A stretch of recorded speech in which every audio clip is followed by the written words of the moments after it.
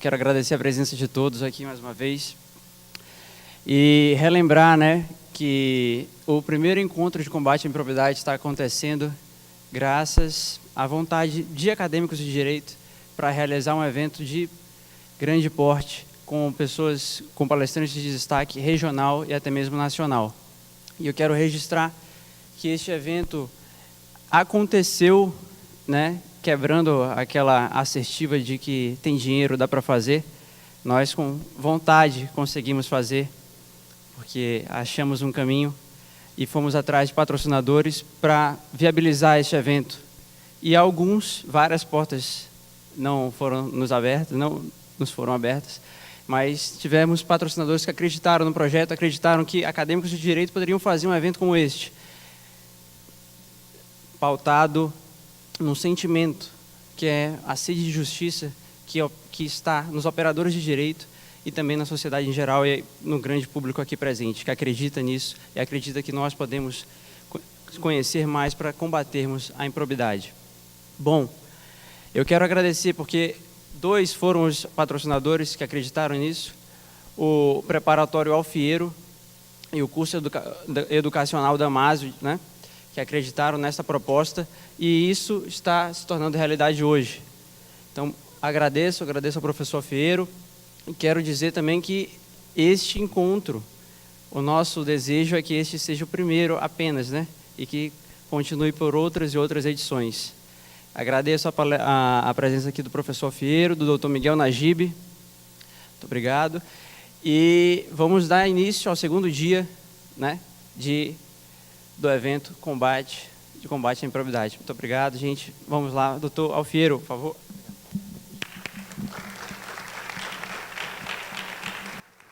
Boa noite. É uma honra muito grande estar aqui presente no Tribunal de Contas do Estado.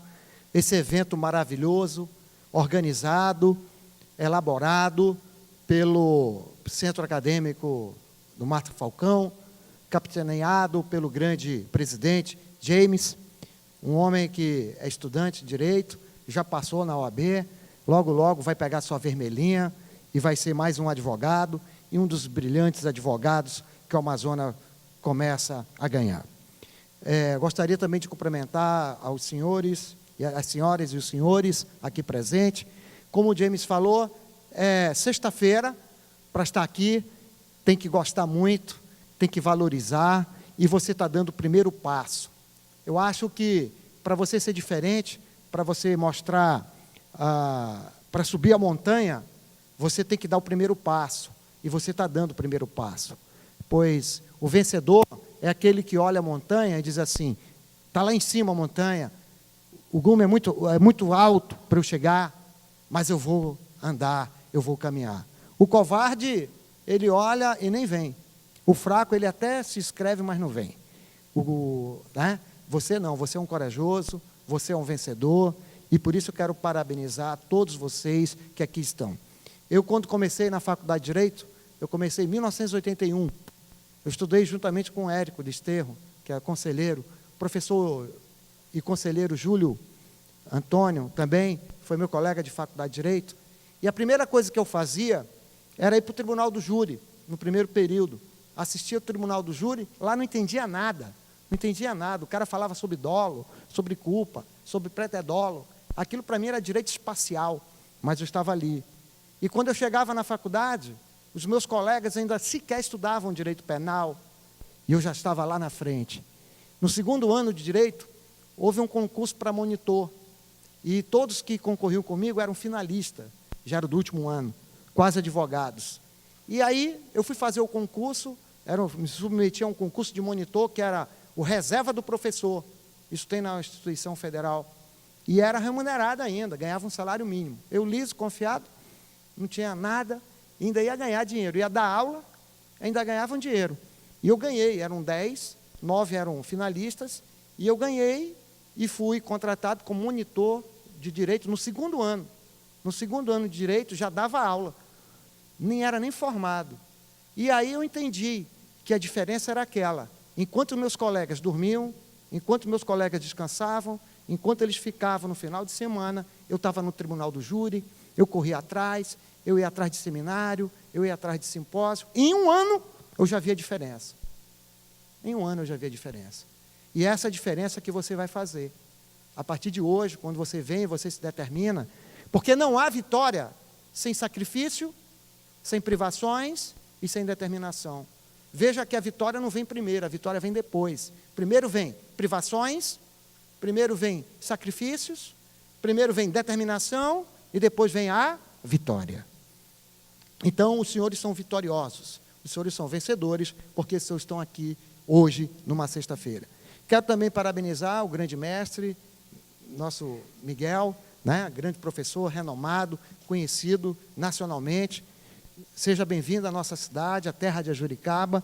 É uma honra muito grande compartilhar esta noite com essa plateia maravilhosa, juntamente com o grande mestre, professor de Direito. Bem, o nosso tema hoje é um tema que tem tudo a ver com improbidade, só que nós vamos levar para o direito penal. É delação premiada. E quem é que está cometendo a delação premiada hoje? Quem é que está se utilizando da delação premiada hoje? São os políticos, são os empresários, que eles cometem o quê? Ato de improbidade. Eles ferem a lei 11.112, eles ferem a moralidade pública, cometem crimes. E depois eles vêm se socorrer através de um benefício chamado delação premiada. Isso está em moda hoje, todo dia, quando você abre o Jornal Nacional, quando você lê um jornal, quando você está saindo da faculdade, está em casa, bate o plantão do Jornal Nacional. Hoje, o empresário da JBS faz uma denúncia contra o presidente. Hoje, o presidente da Câmara está preso. Prendemos um senador da República, coisa nunca vista antes. Por quê? Porque eles cometeram ato de improbidade, eles cometeram um crime. Só que eles vão se socorrer através de um benefício chamado delação premiada, que é objeto do direito penal.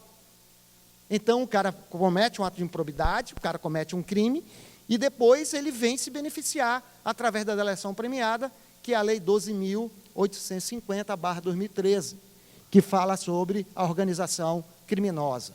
Então, o cara que comete crime de ato de improbidade, é uma organização criminosa, não pode ser só um cara, não pode só ser uma pessoa, tem que ter uma organização criminosa mesmo. A organização criminosa, à luz da Lei 12.150, qual a diferença para a associação criminosa? Na delação premiada, o que ele tem que ter na organização criminosa? Na organização criminosa tem que ter divisão de tarefas. Tem um cara que é o chefe, tem um subchefe, tem um cara que lava o dinheiro, tem um cara que pega o dinheiro e leva, tem um cara que paga, tem a contabilidade. Isso é a organização criminosa. Essa é a organização criminosa, não é uma pessoa só, tem que haver várias pessoas, tem que haver um liame subjetivo, tem que haver um ânimos associativo para cometer vários crimes, vários atos de improbidade. E isso nós vamos ver como funciona. Antes de falar da delação premiada, nós temos que falar sobre um princípio, o princípio da não autoincriminação, princípio da não autoincriminação. Isso tem tudo a ver. Como é que é chamado esse princípio no direito penal romano? Nemo tenetur se detegere. Aqui é uma palestra que você vai sair pelo menos falando isso, querido. Se você sair daqui sabendo que é um nemo tenetur se detegere, eu já estou feliz. Eu posso ir embora para casa a pé. Eu moro na Ponta Negra, vou levar 2 horas. Mas pelo menos você vai falar. Aí eu vou fazer uma delação para você também. Eu vou fazer uma coação moral irresistível contra você. Ali eu trouxe mais ou menos 6 presentes ali. Então, aquele que for mais alegre, aquele que resumir a minha palestra, ou aquele que falar em gregoriano, vai ganhar um livro. Eu já vou olhar e já vou marcar. Mostra aqui, um vadimeco meu, do Alfiero, que é o primeiro agora. Já tem a CLT novinha, a Luísa estava querendo, mas baba, baby, baba, perdeu, playboy, né? Como a gente está falando de ato de improbidade. Aqui, ó, uma legislação, um mini compacto, Alfiero, você tem tudo aqui, você tem o Código Penal, Processo Penal, Consumidor, Direito Comercial, tem tudo, até a nova CLT e a velha CLT, tá bom? Então, mas para isso, então, a gente vai começar a palestra e você já sabe que você tem uma delação aqui, ó, premiada, você tem um benefício. Na delação, o infrator, ele quer um benefício. Então, o teu benefício hoje vai ser qual? O vadimeco, tá certo? Então, vamos lá. Então, o primeiro princípio é da não autoincriminação. Isso vem do direito penal romano. Como é que se chama? Nemo tenetur se detegere. Mas você vai falar bonitinho, tá bom, irmão? Vamos falar então para você, tem que decorar então. Olha como é que a gente fala em gregoriano, fica bonito. Olha aí, tá? Eu vou falar primeiro e depois você vai me acompanhar, tá bom? Nemo tenetur si detegere, princípio da auto não incriminação. Entendeu agora? Ficou bonito agora?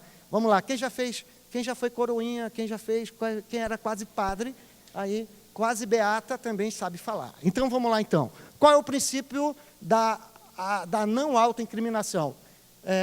Em romano, nemo. Nossa, irmão. Irmão, tu está vendo como funciona a delação premiada? A delação premiada é justamente isso. O infrator, ele quer sempre um benefício. Olha só o que o cara faz pelo vadimeco. Vai, irmão. Vamos lá, então. Pode falar, então, irmão. Bora lá, vai. Pode falar em voz bonita já. Nemo tenetur si detegere. Queima, não queima. Queima. Irmão, detegero não. Você se queimou todo. Você vai falar assim, ó. Não. Nemo tenetur si detegere. Detegere. Mas não é em italiano. Vamos lá. Nemo tenetur si detegere. Tu está se deteriorando, irmão. Vamos lá, então. Só mais uma vez. Só mais uma para ganhar. Vai. Nemo. Quando ele se deteriora. Vem, irmão, venha. Já que você pagou esse mico, vem aqui pegar. Venha. Pronto. Aí, ó. Já ganhou. Vem, pode vir, irmão. Não paga nada, não. Só no final, tá? A moça está com a... De nada. Como é seu nome? Marcelo Leite. Nossa, Marcelo Leite. Casado, solteiro, tico-tico? Solteiro. Nossa! Solteiro porque quer, irmão. Olha aí, tá? Com essa voz aí, tá? Então, o nemo tenetur si detegere é justamente o direito de não produzir provas contra si. Então, o que é isso? Isso vem do direito penal romano. Ei, atentai. Agora você já vai chegar em casa, se você falar isso, pai, se falar para o seu marido, se falar para a sua esposa, se você falar para o seu namorado, sabe, chegar lá para o namorado, menino, eu fui para uma palestra, eu já sei até falar em latim. Olha só, como é que você sabe falar? Nemo tenetur si detegere. É o direito de não produzir provas contra si. Exemplo, de ficar calado. Entendeu agora? Primeiro, são vários direitos de não produzir provas contra si. O primeiro, de ficar calado. De ficar calado. Então, diz assim, olha, o senhor matou sua mulher? Nemo tenetur si detegere. Que é isso, irmão? O direito de ficar calado, irmão. Aprendi lá.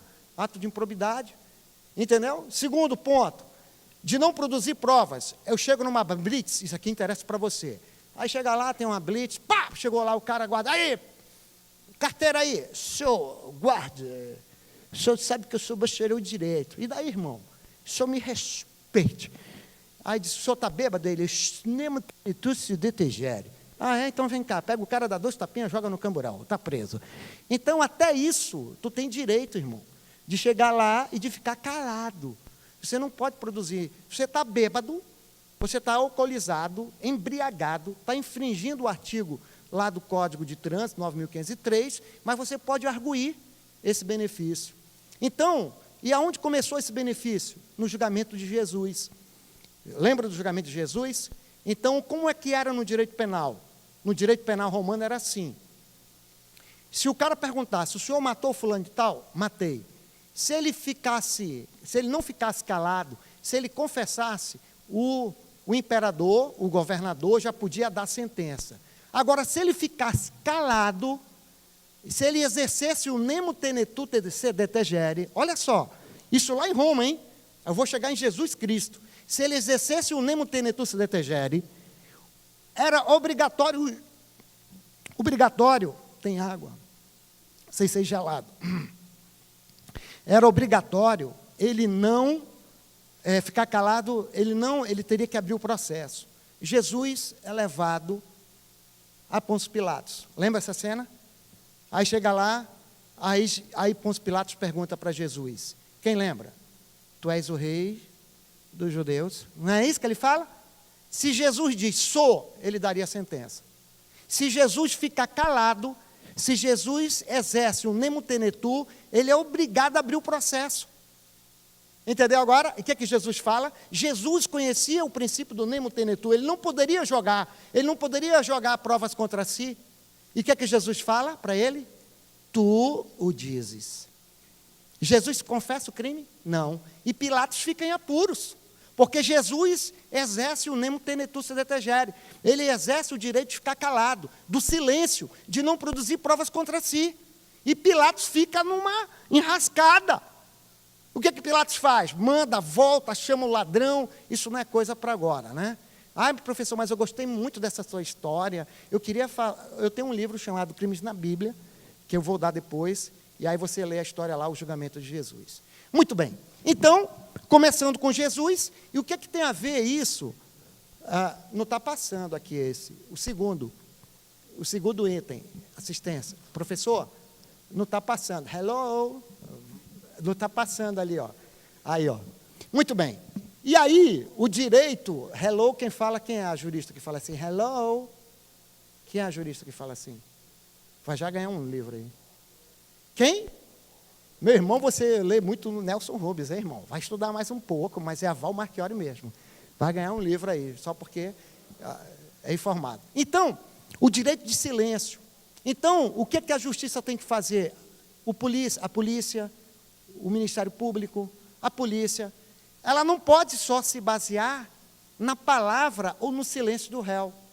Tem que ter outros elementos probatórios para condenar. E esse caso foi, depois de Jesus, foi. Esse caso veio ser enfrentado na Suprema Corte Americana. É o caso Arizona versus caso Miranda. O cara foi condenado pelo juiz porque ele confessou o crime perante a polícia. E aí, ele confessa o crime, aí o juiz condena, o tribunal condena, só com uma única, exclusiva palavra, porque ele ficou calado. Ele não quis produzir provas, então ele foi calado. E aí chega na Suprema Corte, a Suprema Corte chega e diz assim, ninguém pode ser condenado pelo silêncio. Ninguém pode ser condenado. Foi em 1966. A Suprema Corte, então, dos Estados Unidos, diz assim, aí emite a 5ª emenda dos Estados Unidos, a 5ª emenda. Então, para condenar alguém, não se pode usar do nemo tenetu, não se pode usar do silêncio. Ah, ele ficou calado, ele é culpado.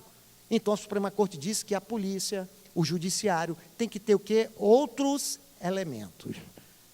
E aí ficou difícil. Aí vamos embora, agora ficou difícil. Por quê? Porque para combater a organização criminosa, para combater a máfia, não tem prova, irmão. Não existe prova. O cara está dentro da organização criminosa, ou ele faz o crime calado, se ele quiser dar ré, como eles falam na gíria deles, se ele quiser, o que acontece? Morre. Então ninguém vai falar. E o primeiro código da máfia, você sabe qual é o primeiro código? Eles têm 10 mandamentos. Vocês sabem que a máfia tem mandamento? Primeiro mandamento, não cobiçar a mulher do outro. Tem que respeitar primeiramente a mulher do parceiro. Primeiro mandamento, é até bíblico, né? Não cobiçar a mulher do próximo. Lá eles ratificam. Segundo mandamento, o código do silêncio. Todo cara da máfia italiana, da máfia japonesa, ou da máfia russa, ele tem o primeiro mandamento fundamental, que é o código do silêncio. Então, se o cara ficar calado, como é que a polícia vai descobrir? Como é que o judiciário vai condenar, se não há outras provas? Se ele ficar calado, porque se ele falar, ele morre. Então, na máfia, na organização criminosa, o primeiro código, são 10 mandamentos, mas o mais fundamental dele todos é sobre o silêncio. Então, aí, partindo daí, veio o Pacto de São José de Costa Rica, que assegura o direito ao silêncio, e a nossa Constituição também assegura o direito ao silêncio, o direito a não colaborar com as investigações, direito a não confessar, direito a não se realizar exames grafotécnicos, tudo isso que eu já falei. Isso tudo está na Constituição Federal de 1988. O segundo ponto agora, que nós vamos entrar na colaboração premiada e delação premiada. O mundo evoluiu e o crime evoluiu. Nós não temos mais bandido hoje, aquele bandido de Lombroso. Lembra? Ah, se o cara nascer com cara chata, era igual o cearense. Se nascer com cara calvo, ele tem uma tendência a ser um criminoso. Acabou. Não existe mais isso. Nós temos hoje terrorismo, nós temos hoje a máfia, o crime organizado do tráfico de drogas, nós temos hoje crimes contra a organização, nós temos tráfico internacional de pessoas, nós temos organizações criminosas de tráfico internacional de prostituição. Nós estamos trabalhando hoje com a máfia italiana, a máfia russa, a máfia japonesa. Nós estamos trabalhando com a máfia do jogo do bicho, a máfia dos bicheiros. Então, nós estamos trabalhando com a organização criminosa.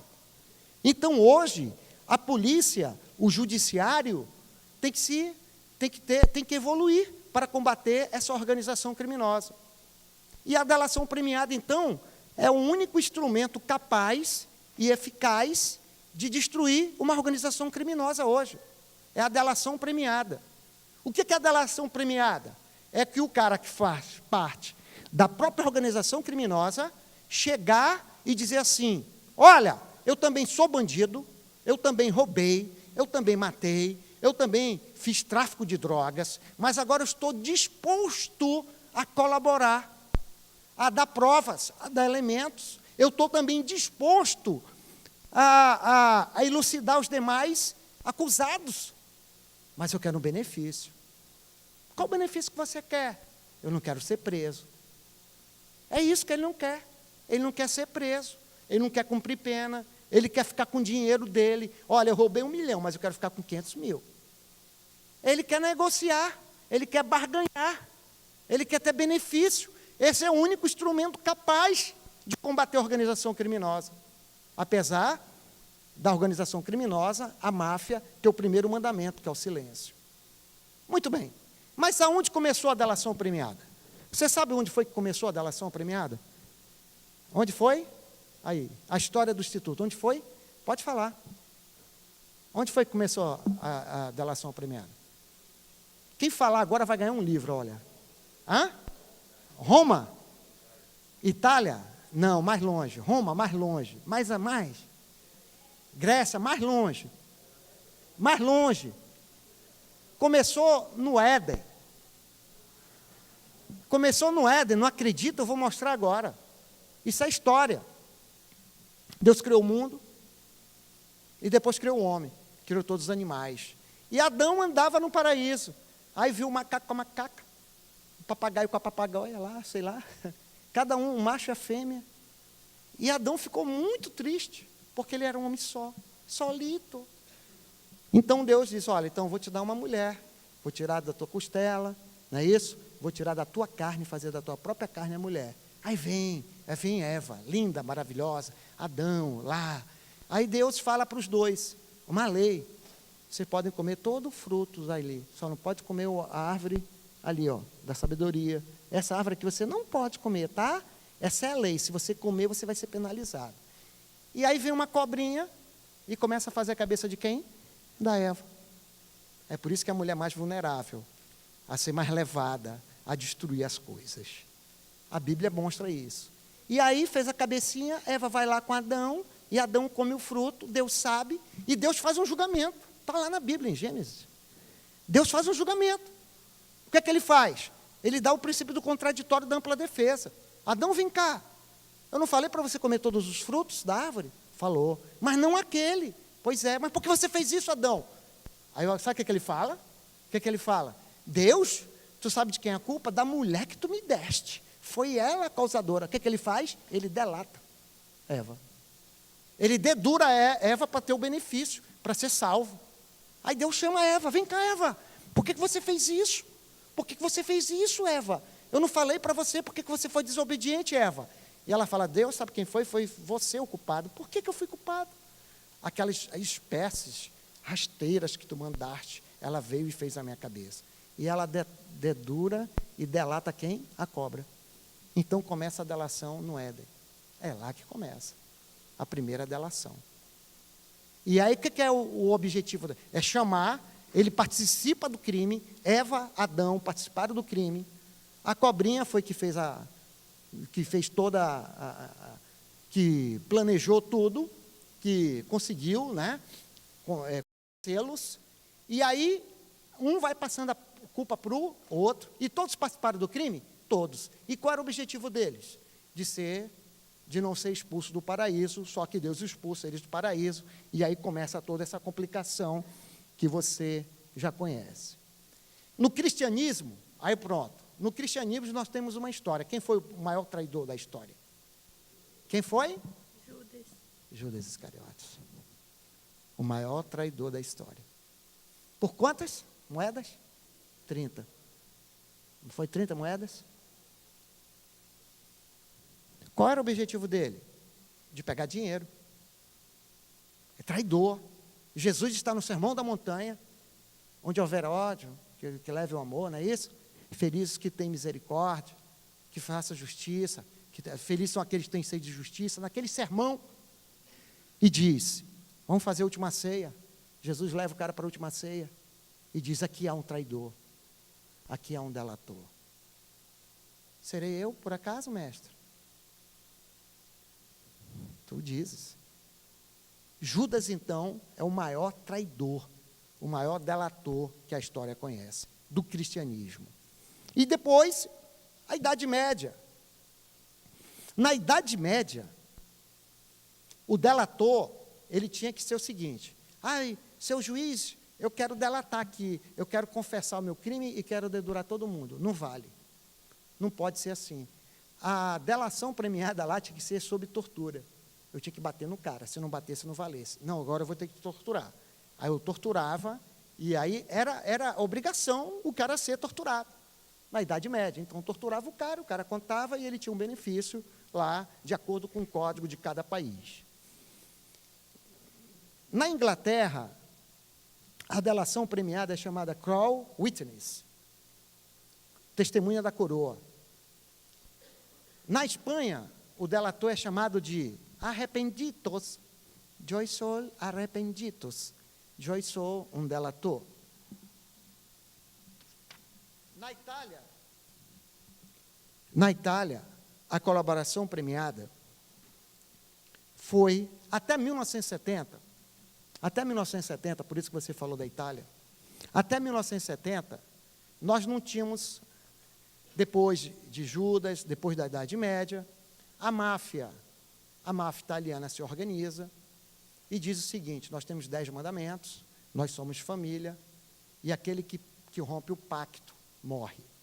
Então, a Itália vivia um momento infernal nos anos 70, terrorismo, tudo que acontecia, os italianos matavam juízes, desembargadores, promotores, policiais, e todo mundo ficava calado porque não tinha provas. Tinha que ter provas. O direito penal italiano, o processo penal italiano, é um dos mais avançados, mais garantista de todos os tempos. Mas em 1970, Pietro Muti foi que desmontou a primeira organização criminosa, comandada por Cesare Battisti. Sabe quem é esse cara? Estava aqui no Brasil, Cesare Battisti. Lembra? Que o governo italiano pediu a extradição dele, foi negado? Lembra? Esse cara era um grande revolucionário italiano. E Pietro Muti foi o primeiro delator. Sabe quem é o chefe da organização criminosa? Cesare Battisti. Esse cara aqui, que é o terrorista, que joga bomba, que derruba, ele é o maior terrorista que a Itália já conheceu. E aí foi aberto um processo, e ele foge da Itália e vem ficar no Brasil. Lembra agora, vocês conhecem isso na imprensa? Que o governo italiano pediu, e ele não foi? Esse é o primeiro terrorista identificado pela delação premiada. E aí depois veio o segundo italiano a ser delatado pela máfia. O delator, o segundo. Primeiro foi Pietro Muti, primeiro delator, Pietro Muti. O segundo delator, Tommaso Buscetta. Nem vou escrever em português porque é um palavrão. Buscetta em italiano é porque o C e o E e o CHE tem som de Q. Então, eu estou falando, mas é escrito como português. O Tommaso Buscetta era da máfia e morava onde? No Brasil. A Itália, então, chama o cara leva para lá, extradita. Quando chegar lá na Itália, ele disse, meu irmão, eu não quero ser preso, eu morava no Brasil, tudo era bom na gente e tal, agora eu vou ficar aqui preso no cárcere, eu quero um benefício. Qual o benefício que você quer, Tomaso? Eu quero ficar morando em Paris, eu quero ficar morando lá em Nice, eu quero ficar lá com a minha família, eu quero proteção policial, eu quero dinheiro, eu quero que a minha família possa viver, eu quero mudar o meu nome. Por isso que o cara muda de nome, o cara tem proteção, o cara tem benefício. E Tommaso Busqueta, então, começou a dedurar toda a massa italiana. Aí foi preso todo mundo. Lembra disso? Todo mundo foi preso. Ele dedurou toda a máfia. Foi preso todo mundo, aqueles velhinhos italianos de 120 anos lá, com aquela coisa lá. Todo mundo preso. Pega aqueles filmes lá que você vê. Os velhinhos italianos, tudo preso, pela delação premiada de Tommaso Busqueta. No Brasil, e quem realizou a grande operação italiana lá? A Operação Mãos Limpas. Giovanni, o juiz. Aqui é Sérgio Moro. Lá era Giovanni Falcone. Quem acabou com a máfia, quem fez a delação premiada lá foi Giovanni Falcone, o juiz, com Tommaso Busqueta. Aqui é Sérgio Moro, com vários delatores. Tá certo? Então, nos anos 90, esse juiz ficou famoso na delação premiada. No Brasil, nós temos também a figura do delator. Quem foi o primeiro delator que nós temos conhecimento no Brasil? Exatamente, Joaquim José Silvério dos Reis. Que traiu Tiradentes. Nas ordenações filipinas, havia essa figura do delator. O delator que participasse do crime, conspiração contra Portugal, dedurasse os demais, ele estaria beneficiado, ganharia um prêmio e seria perdoado. E Silvério dos Reis, então, é beneficiado, usa da delação premiada, a primeira delação premiada, e aí, então, ele mata Tiradentes. Você já conhece a história. Na legislação brasileira, a delação premiada, aí como é seu nome? É o Judá, né? É rei de Judá, você? Ou de Israel? Só falta o rei, mas ele é de Judá.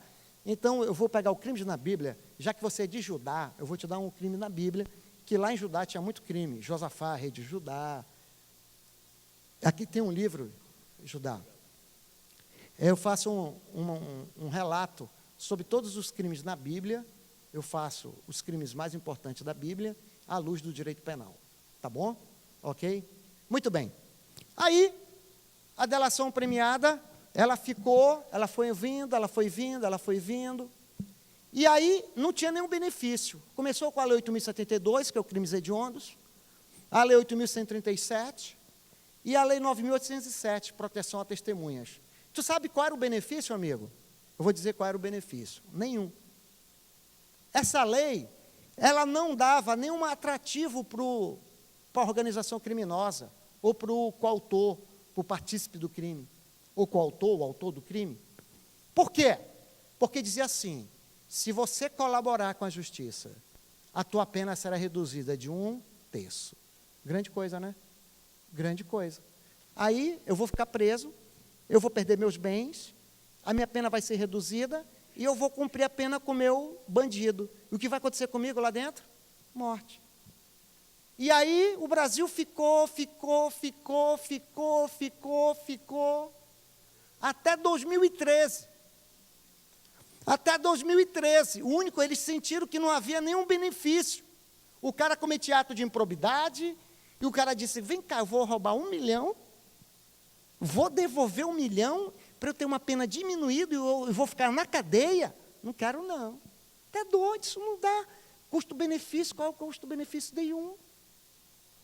O Brasil não jogava com as armas que os outros países usavam, desde 70, desde 90, a Itália acabou com o terrorismo, a Itália acabou com a organização criminosa em 90, com a delação premiada, dando benefício para o cara. O que é que o Tommaso quis? O Tommaso Busqueta quis. O que é que ele quis? Segurança para a família, ele quis mudar de idade, ele quis salário, ele quis dinheiro, ele quis ficar em Nice. Ele queria todos os benefícios, não ser preso. Aí eu vou dedurar, meu amigo, sem isso eu não quero. Aí então veio a lei 12.850 e disse agora, bem, agora eu vou fazer o seguinte, o cara agora, ele pode fazer a delação premiada. E com quem você vai fazer a delação? Isso está na lei 12.850.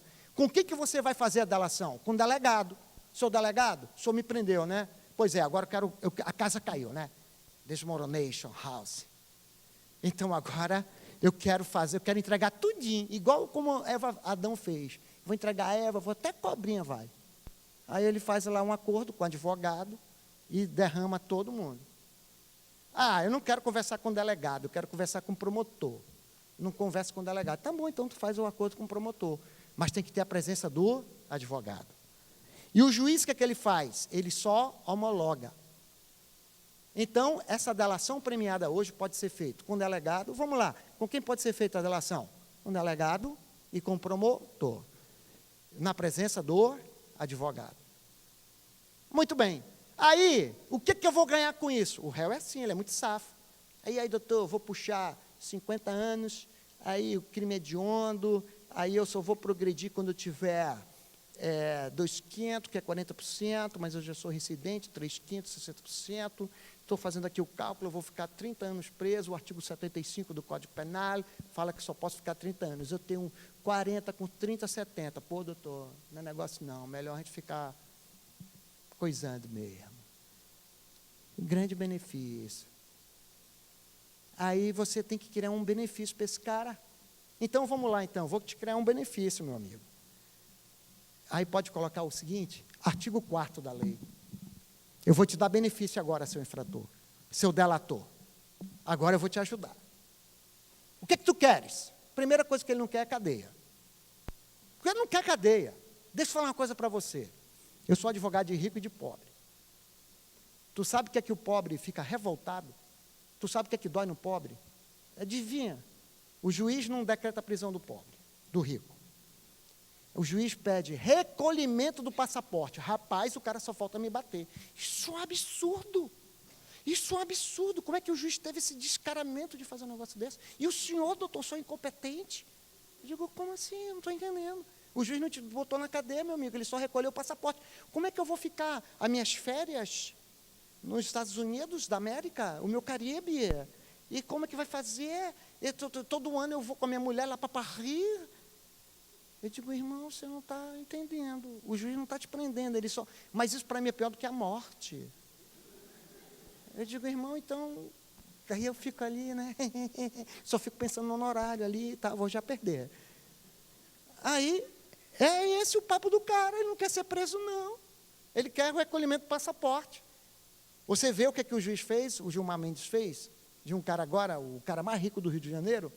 Aquilo ali o Gilmar deu na ferida do cara. O que ele fez? Recolhe o passaporte. O cara não pode mais viajar.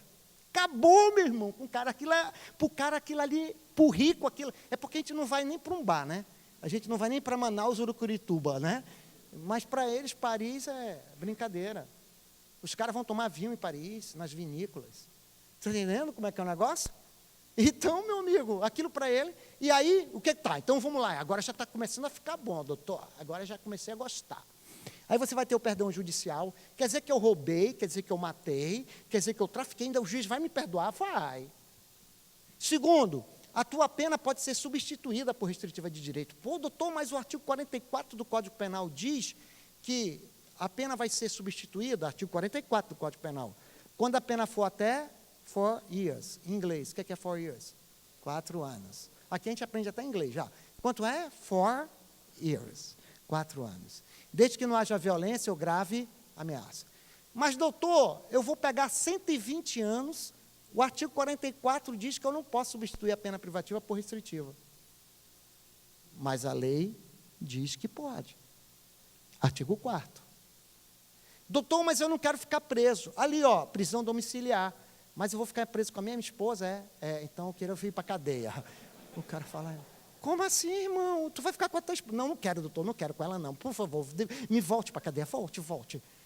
Ainda ela vai trazer a mãe, doutor, ainda vou ficar com a sogra. Eu digo, meu irmão, é complicado trabalhar assim. Tu quer ficar onde na domiciliar? Eu quero ficar no hotel, no hotel. E a tua mulher, rapaz? Não, minha mulher fica lá, eu fico aqui. Eu digo, irmão, isso é problema familiar. O juiz não vai querer saber. Mas é assim, o cara não quer ficar preso com a esposa, não. 24 horas com a esposa não pode. Mas ele quer prisão domiciliar com a esposa. Aí, irmão, é tortura, né? 2, regime aberto. O cara pega 120 anos, o cara vai pegar 120 anos, ele vai ficar em regime aberto. Quando é que ele fica em regime aberto? Quando a pena for até 4 anos. Semiaberto, de 4 até 8. Passou de 8, ele vai para o fechado. Ele vai pegar 120 anos.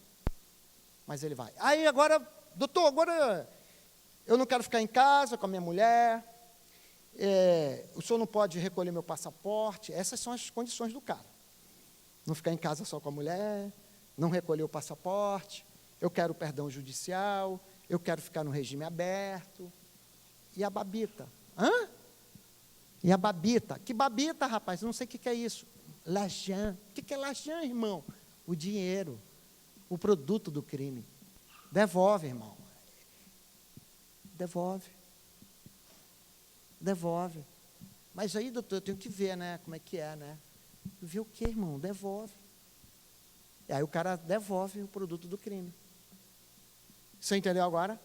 E aí o juiz, então, ele vai fazer um acordo com o Ministério Público, ele vai dizer, eu vou devolver tanto, eu roubei tanto, eu subtraí tanto, eu me apropriei de tanto, eu vou devolver tanto, eu não quero ficar em casa, em prisão domiciliar, porque é tortura, eu quero ficar solto, eu quero que a pena, não vou mais para a cadeia, eu quero trabalhar, eu quero isso. O cara começa a negociar, a barganhar.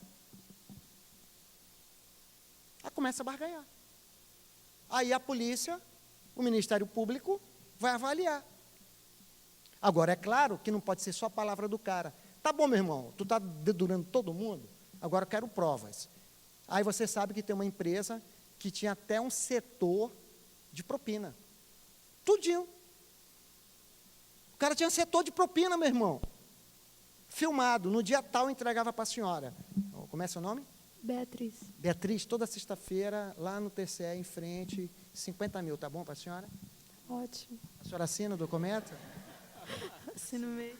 Assina mesmo, cara. Os caras assinavam. Aí o cara que fazia a propina, pagava 50 lá para o comparsa, e dizia para o chefe lá que era 60, ainda ficava com 10. Ainda roubava dos caras lá. Entendeu agora como é que é o negócio? E os caras davam recibo, amigo. Está lá, está recibado. Diz, olha, eu não gosto mais de pegar dinheiro. Eu não gosto mais de pegar dinheiro porque esse negócio é muito perigoso. Deposita na minha conta. Ó, deposita na conta. E bota remetente indeterminado. Vocês viram na televisão um cara para pegar dinheiro? Aí o cara achava que estava assim. Todo mundo acha que está sendo grampado.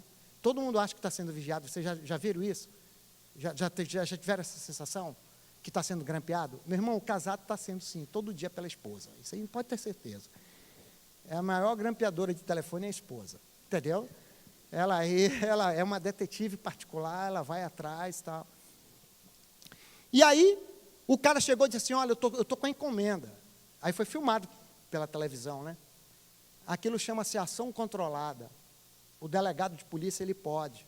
O cara chega lá e diz, doutor, vou dar 50 mil para o cara. Para aquele rapaz, né, que era deputado. Aí digo, olha, amigo, tudo bem? Eu estou com dinheiro, eu estou com um negócio aqui, com a coisa, Tucumã, tudo é código, né? Eu estou aqui com um negócio aqui para te dar, para coisar. Ah, tá. Bora lá para a Pizza Camelo. Aí ele chegou lá na Pizza Camelo, aí ficou lá, ele achou, olhou assim, pô, esse Judá tem cara de federal. Pô, esse cara lá, vamos fazer o seguinte, amigo, bora se encontrar ali no outro restaurante? Aí foi embora, quando chegou lá, viu, rapaz, esse cara tem cara de federal, não vou não. Aí bora ali, vamos ali. Aí o cara ficou rodando com o cara, viu que ele ficou rodando? Ele ficou rodando com o cara, e a federal só filmando o cara. Isso chama-se ação controlada. O delator já tinha entregue o cara. Então o delegado disse, bicho, eu quero prova, eu quero provas de que tu está falando a verdade. Então eu vou te mostrar, cara, que o cara vai pegar o dinheiro, uma mala cheia de dinheiro. Então mostra, cara. Que eu vou te dar tudo, eu vou te dar o reino. É igual o Esté quando aparece lá para a Suera. Tu sabe, né, Esther, a história? O rei era apaixonado pela esposa, e Esther era uma judia que orava orava, porque era uma das concubinas, eram 1000 concubinas, todas eram Gisele Bündchen, e ela era a mais feinha. Então, ela esperava que o rei chamasse uma das 1000 para ser a rainha, depois que ele se desgostasse da rainha. E Assuero, então, ele tinha uma paixão pelaquela mulher. Ele era louco varrido por aquela mulher. Um dia ele traz um rei famoso e diz, vou chamar minha mulher tão linda para ver como ela é linda, para dançar para a gente. Amor, vem aqui dançar. Não vou, estou com dor de cabeça. Rapaz, aquele homem ficou tão desencantado que ele mandou chamar as moças que era para ser rei. Aí quem vinha? Esther. Quando ele veio, Esther, nossa, o que queres? Eu vou te dar o reino. Pode pedir o que tu queres. Então, o cara sentiu isso aí, igual o rei Assuero. O que tu queres? O que tu queres, irmão? Eu quero que tu pegue o cara, mas o que tu queres? Tu queres o reino? É o reino que eu quero. JBS. Eu quero o reino. Eu quero tudo. Mas eu vou pegar os caras. E vou provar. E aí vem para o cara. E a polícia lá atrás. Tu vê o cara deu balão, até pegar a imagem e botar a mala. Tu viste? Pegando a mala e colocou dentro do carro. Aí o delegado chegou e disse assim, isso é pouco. Safadão, isso é pouco. Parece o nome de cantor Safadão, né? Não é Wesley, é Joesley. Parece Safadão, né? Mas não é. É pouco. É pouco. É pouco. É pouco. Eu quero mais. Então eu vou lá com o rei. Então vá com o rei. Aí tem aquela conversa com o rei. Aquela conversa com o rei, se você pegar a lei 8.112, está ferrado, né? Ato de improbidade e tal, o cara não pode conversar, tem que ter agenda, não pode atender. O cara nem me atende, marca lá um dia uma audiência lá. O juiz não te atende, imagina o presidente, né, da República. Então, o cara pegou. Aí o cara foi muito longe. O cara foi muito longe. O cara disse assim, agora, eu quero perdão judicial. Eu quero perdão judicial. E mais, eu não quero ser processado. Eu não quero nem processo. Eu não quero passar pelo dissabor de ter um processo, de contratar advogado, de chamar. Eu não quero isso. Aí o cara fez custo-benefício. Vale a pena? Vale a pena. Então grave lá a conversa que você teve lá com o cara, com o rei. Aí grava a conversa com o rei. E aí ele começa, então... Quanto foi que tu roubou? Roubou no sentido, né? Não roubou. Quanto foi que você se apropriou? Quanto foi que você ficou com ato de improbidade? Eu vou devolver. Mas eu vou pagar em 60, 50 anos, né? 20 anos. Tudo que eu roubei. Em 20 anos. E o que mais? E eu quero ficar nas minhas empresas. O que mais? Eu quero viajar no meu jatinho. O que mais? Eu quero ir para o exterior. Tudo que eles... O negócio do cara é exterior. Tu viu a primeira coisa que ele fez, antes de sumir, ele foi para o exterior logo. Ele foi para o exterior. Primeira coisa, esses caras são malucos para o exterior. Eles são loucos. Eles não querem ficar em Urucurá, nem Manacapuru, nem Parintins, não, meu irmão. Nem Fortaleza, irmão. Isso não existe para os caras. Então, os caras ficaram malucos. E aí o cara, então, disse, eu não quero ser denunciado. E a lei fala isso. Que ele não pode ser denunciado. Ele não foi o primeiro caso no Brasil a não ser denunciado. Ele não foi denunciado, houve perdão judicial. O que houve para esse cara, professor? O que houve para esse cara? O artigo 4º, perdão judicial. O Estado brasileiro perdoa o cara. Ele vai pagar, ele dedurou os caras, ele pegou dinheiro do BNDES, construiu toda a fortuna, mas eu vou devolver. Eu vou devolver. Se você for pegar um empréstimo agora no banco, tu não consegue nem 5 mil, quanto mais no BNDES. Quem é empresário sabe disso. Uma vez eu fui tentar financiar um BNDES, professor. O cara disse assim, tu tem que ter 1 ano para avaliar. Passei 1 ano avaliando. Aí, depois de 1 ano, ele... Agora quero ver tua sustentabilidade. Mas de quê? Do ano? Não, daqui a 5 anos. Foi reprovado o meu crédito. Não tinha protesto, não tinha nada. Acabei construindo o meu prédio, sem BNDES. Demorou 20 anos, mas construir. Porque o BNDES colocou vários entraves. Então, é assim. Então, você tem hoje um instrumento chamado delação premiada. E para fechar, porque o tempo é curto, e para fechar,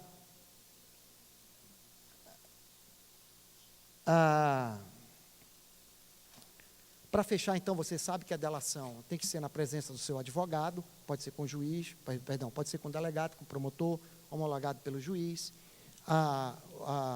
Ele tem aqueles benefícios, o cara teve o caso maior da JBS, que ele tem tudo. Agora, o juiz não pode condenar o cara somente pela delação premiada. Tem que ter outras provas. Foi isso que o cara fez, esse cara aí, ó, da JBS. Ele filmou o cara recebendo, ele gravou o presidente da República.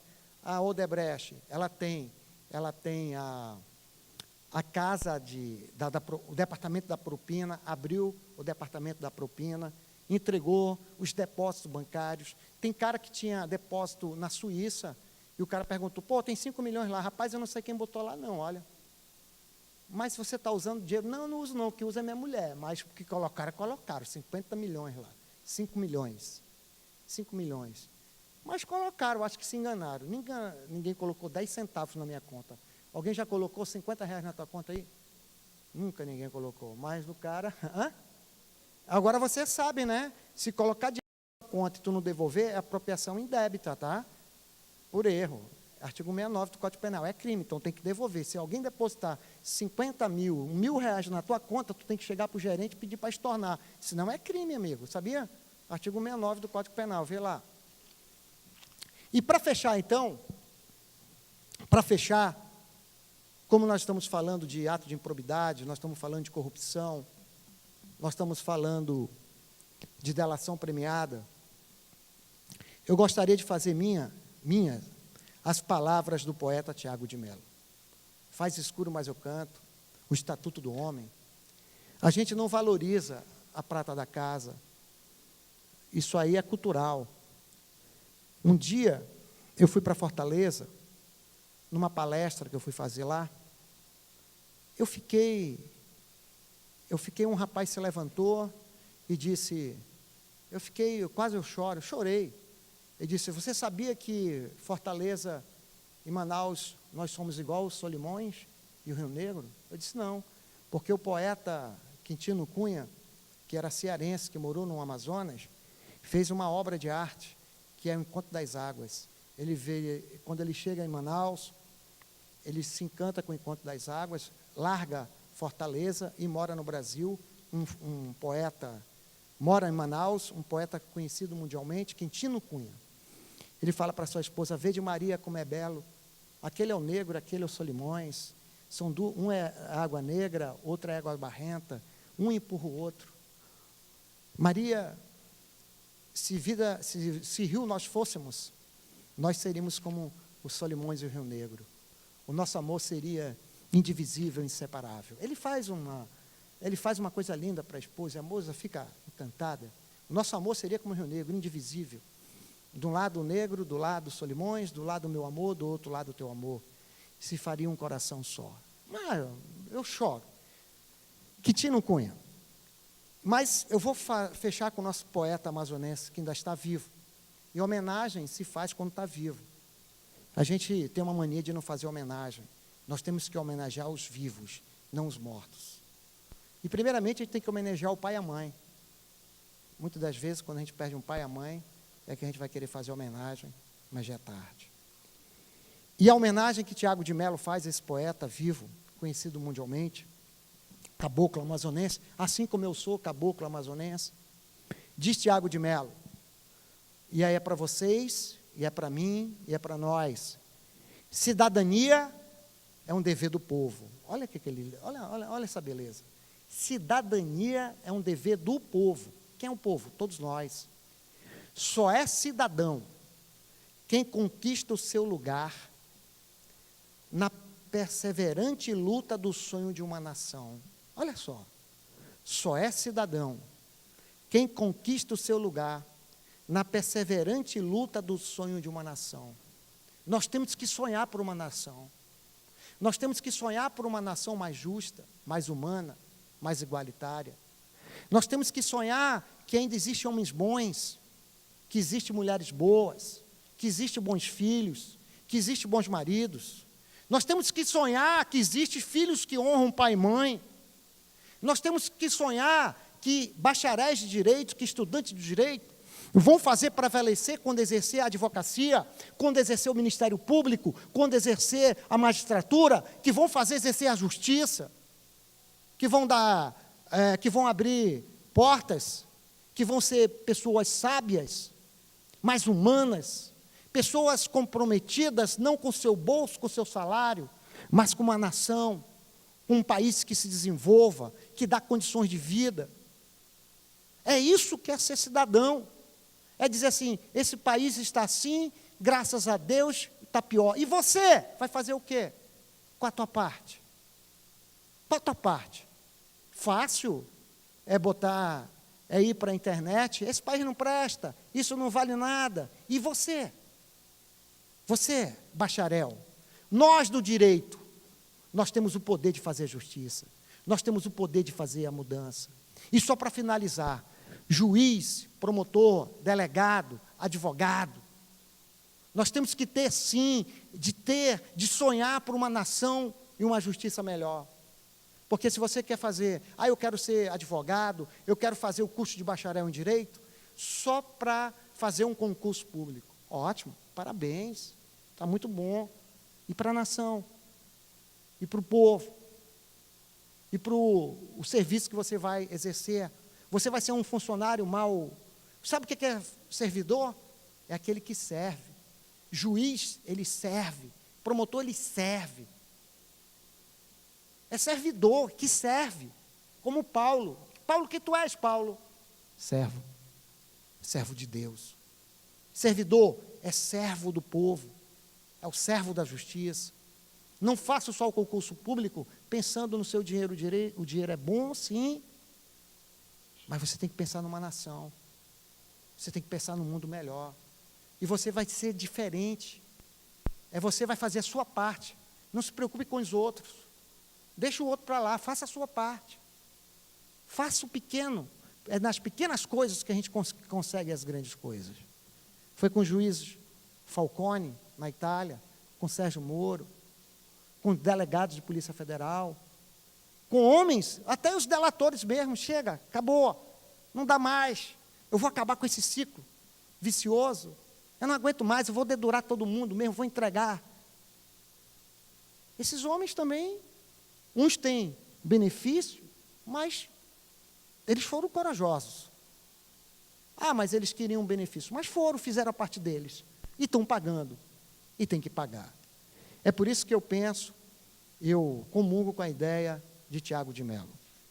Muito obrigado, muito feliz. Eu vou deixar os livros ali, para que o James possa sortear pelo site de vocês, agradecer, parabenizar vocês e dizer para vocês que vocês são cidadãos, sim. Vocês estão fazendo uma parte de uma nova nação, de uma nova justiça.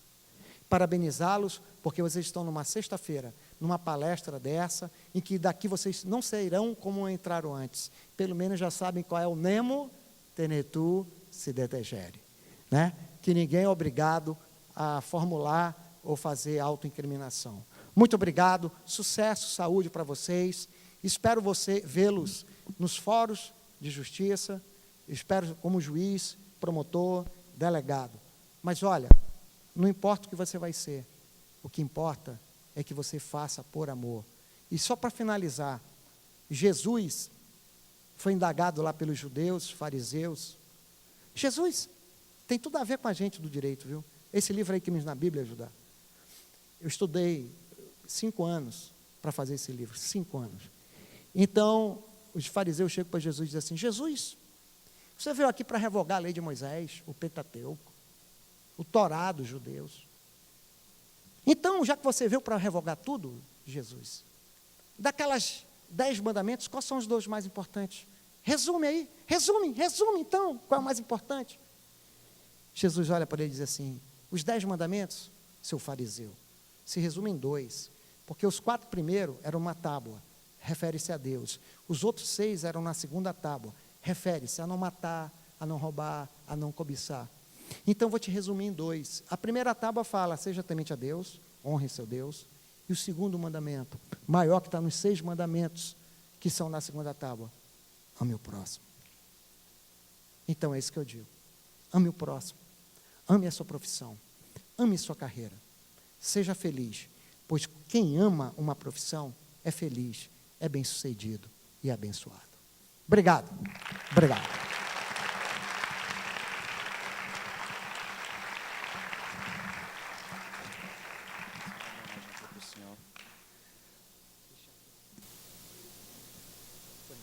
Bom, gente, como foi feito ontem à noite, iremos homenagear o Centro Acadêmico Oswaldo Aranha, na Faculdade de Direito Marta Falcão de Vries, concede sua condecoração máxima destinada às pessoas que prestaram notável contribuição ao aperfeiçoamento do ensino jurídico e desenvolvimento cultural. Claro, claro. E político dos acadêmicos de direito. Certo? A homenagem vai ser entregue pelo presidente do Centro Acadêmico, James Lins.